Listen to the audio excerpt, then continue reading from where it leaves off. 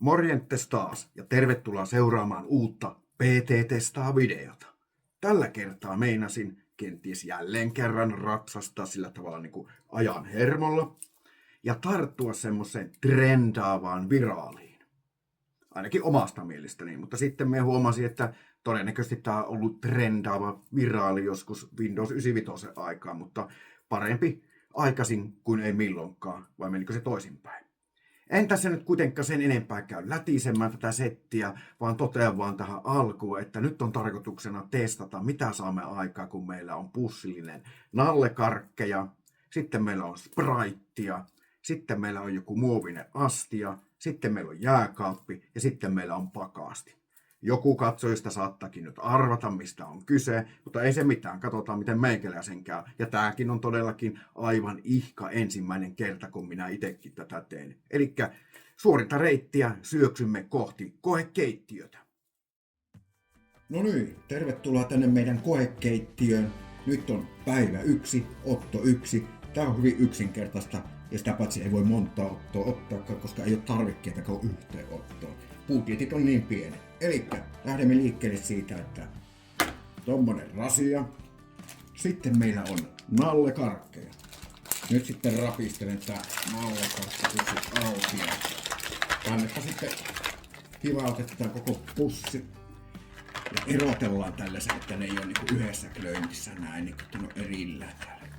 Kivasti sulassa sovussa, niin kuin näette. Nyt ne on noin. Sitten vaihe 2.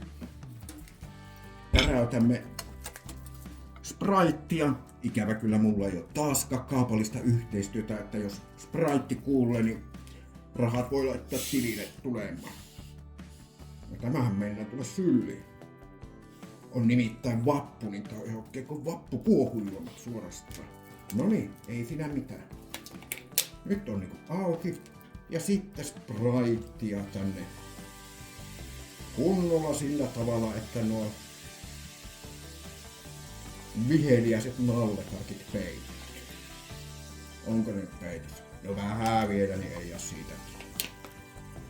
Se on muuten tältä erää se homma tässä. Me täräytän vielä sinne tämmösen niinku kannen päälle. Ja nyt on kello tuossa ilta 6 aikoihin, niin kiepautan tämän setin tuonne jääkaappiin ja anna olla sen yön yli siellä. Ja katsellaan sitten mitä huomenna tapahtuu. Elikkä jääkaapilla ja sitten hyvää yötä.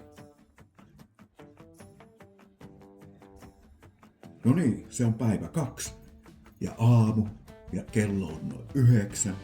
Ja kävin tuossa sitten heti aamutuimaan tuossa jääkaapin kautta ja hakemassa ne eiliset nallekarkit. Ja tähän pöydälle tullessani samalla siivilöin ne sitten tuosta siitä spraitista eroon ja tässä ne nyt sitten on. Semmoista hyllyvää hyytelöhän tuo näyttäisi olevan ja kun katsotaan niin jestas sentään. Nää on paisuna kuin mitkänkin. Kattokaa nyt. Jos näette tuosta niin ainakin 2 kertaa isompi kuin normaali nallekarkki. Aika jännä. Minä sanon Ellona tämmöstä oikein hyytelöä, tämmöstä höllyvää. Se me on kyllä kuullut, että niinku joillekin neste nousee päähän, mutta näköjään näillä nallekarkeilla se nousee koko kroppaan. Pakko on kyllä yksi kokeilla, että miltä maistuu. No jaa. Emme kyllä tiedä, että maistuuko nallekarkit muutenkaan oikein hirveästi miltään, mutta tuon spraitin myötä se viimeinenkin maku on kadonnut. Mutta, mie nyt tästä laittelin nää tähän tyylikkäästi tähän alustalle nää nallekarkit riviin tälleensä ja sen jälkeen mie kiikutan tämän setin tuonne pakastimeen.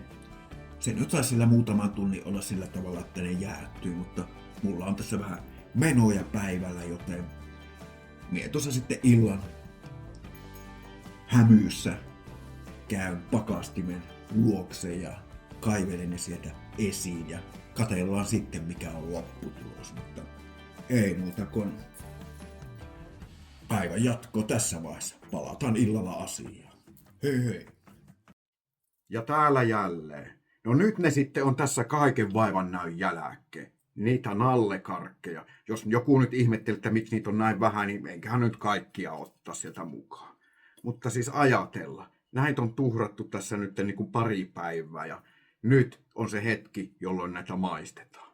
Sen takia piti laittaa ihan silmälasit päälle, kun on niin hämärää settiä. Mutta asiaan.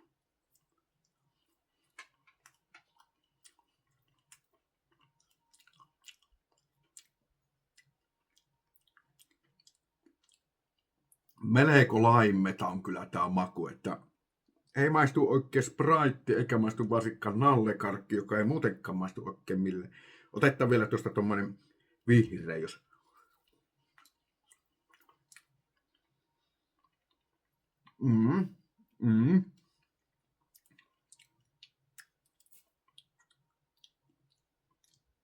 Mitä tähän nyt sanoisi? Tää vettää suorastaan ihan sanattomaksi. Mikä ette? Tää on nyt ihan kiva juttu ja semmonen niinku ihan jees ja hauska. Varmaan ehkä kun lasten kanssa voisi tehdä ja tällä tavalla, niin olisi outoa ja ihmeellistä, mutta tällaisen niinku aikuiseen makkuun, niin enpä kehtaa kyllä toista kertaa ruveta tekemään. Laimea makuu, hirveä homma, päivätulokulla sapi näitä kytätä tuolla keittiössä ja tässä tulos. Annan tälle arvosanaksi 3/5 ihan vaan sen takia, etten aio ikinä enää koskaan tehdä näitä never, koskaan. Tuliko se leväksi? Mutta, toki, jos mulla olisi semmoinen maksullinen K18-kanava, niin siellähän näitä voisi liottaa vaikka viskissä tai vodkassa, niin tulos voisi olla niinku erilaisempi. Toki silloin pitäisi ostaa varmaan 2 kilon pussin nallekarkkia. No mutta katsotaan joku päivä, se voi olla mahdollista. Mutta ei mulla oikeastaan tähän hätää ole muuta kuin laitan hieman pettyneenä tuonne pöydälle nämä nallekarkit ja